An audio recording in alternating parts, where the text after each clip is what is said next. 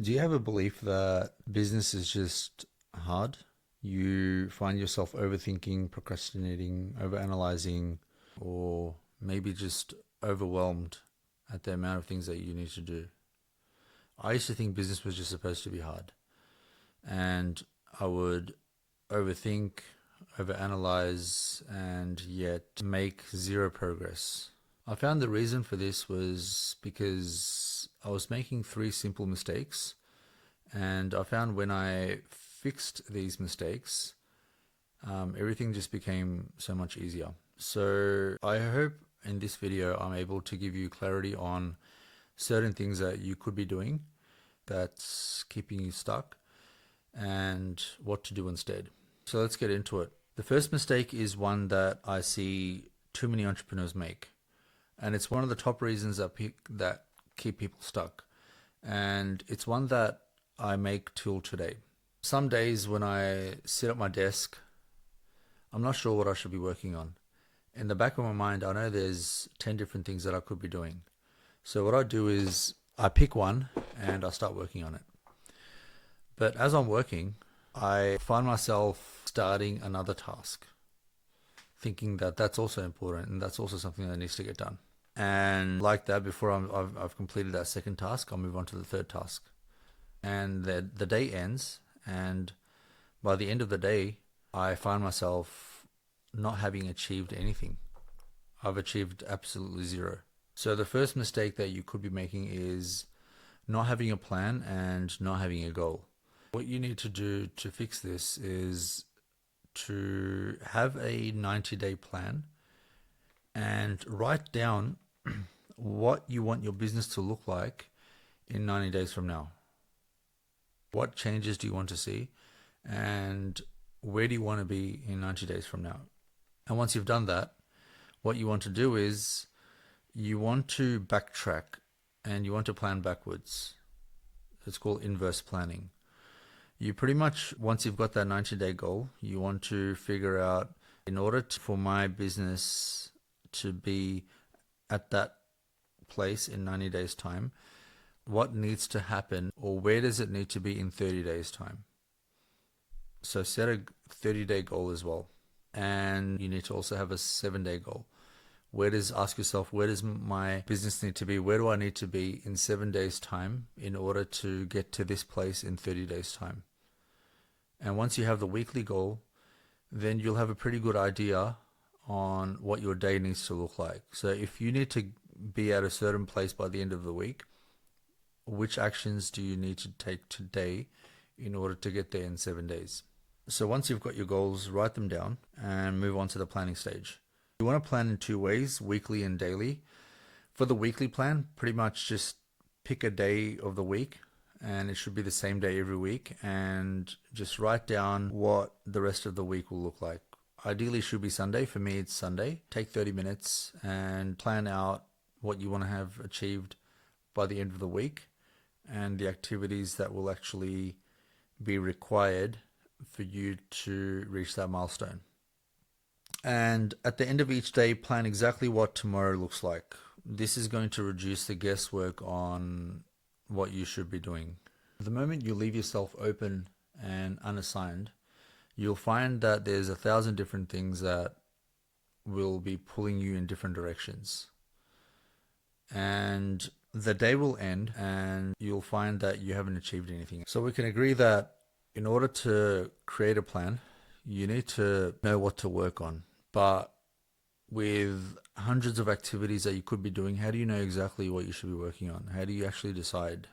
Which leads me to the second mistake that entrepreneurs make that keep them stuck and make business seem hard, is not doing the right thing at the right time. The key to knowing the right thing to work on and being less overwhelmed is to simplify.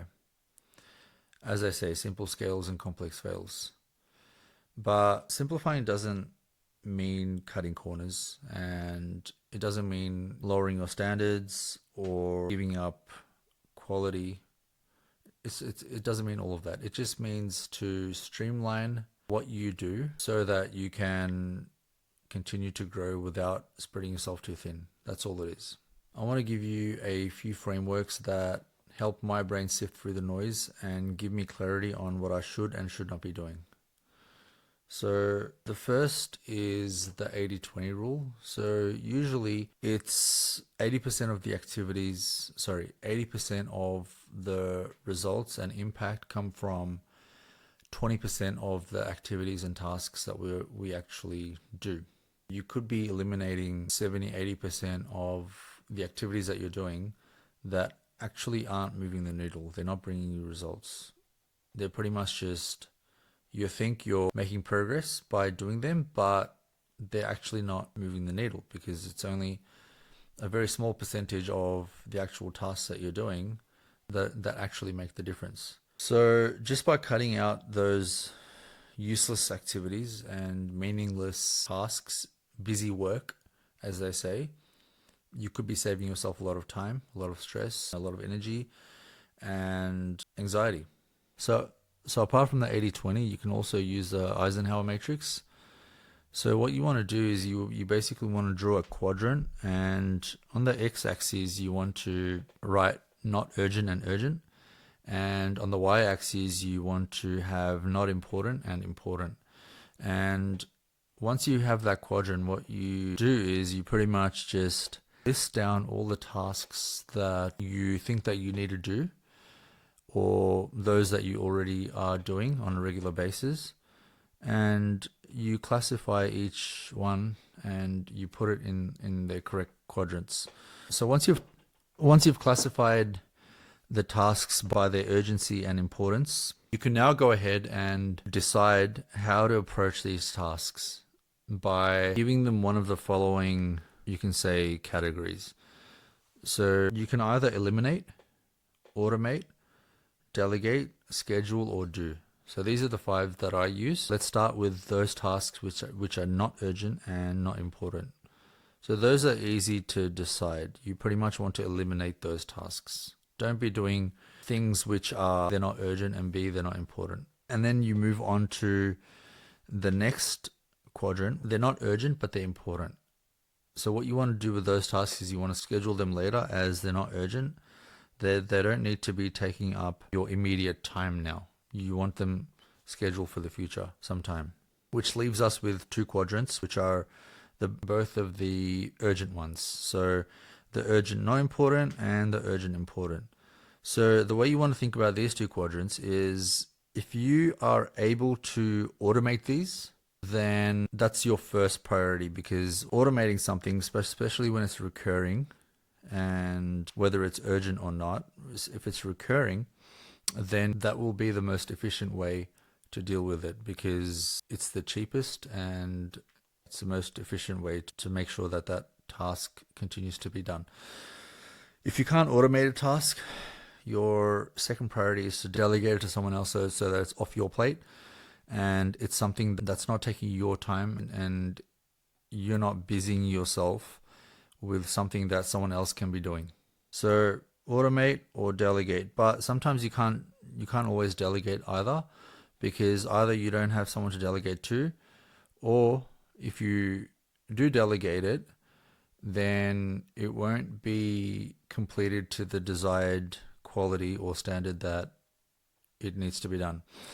So automate, then delegate. If it can't be automated or delegated, then what you need to do is do that task yourself. So that's how you pretty much use the Eisenhower matrix to figure out the urgency and importance of tasks. And depending on which quadrant it falls under, you can then decide to either eliminate, automate, delegate, schedule, or do the actual activity. And you've pretty much, by using the 80-20 rule and the Eisenhower matrix, you've pretty much now taken steps to simplify all of the tens or hundreds of activities that you could be doing, and you've stripped it down to the very basics and the things that actually matter and the things that actually move the needle. So at this point, we've spoken about 2 mistakes that you could be making. One is not having a plan or goal, and the other one is not working on the right thing. Now, which leads me to talk about the third mistake that I see entrepreneurs making that keep them feeling stuck and make it seem that business is just difficult. So the third mistake is you have unrealistic expectations. You get disappointed when things don't go as planned or they didn't go as you expected. And the reason for this is because for whatever reason, you had set the wrong expectations from the start. You can easily fall into this trap by either underestimating the time that's required to produce results. You need to understand that business is a marathon and not a sprint. Another way you can fall into this trap is by underestimating the volume of activities that are required to produce a result as well. And understand that business is simply a numbers game, and you need to figure out your benchmarks for the result that you're trying to produce and the activities that are required to produce a result. So the benchmark and the volume of activities that are required. The other way to fall into this trap is by expecting people to show your business support and to cheer you on. And this is a big one. This is a big mistake, because by expecting people to be happy for you and show you support, it's pretty much you're digging yourself a hole, because the truth is that business is a lonely journey, and the only person that can make your business work is you. And you need to expect that people will abandon you. People will talk about you, they'll speak about you, and you have to be okay with all of that. And you need to have a thick skin to withstand all of the negativity that you may face. And you need to stop caring and stop worrying about the opinions of people. And you need to stop needing the approval of others and do what you need to do to become profitable.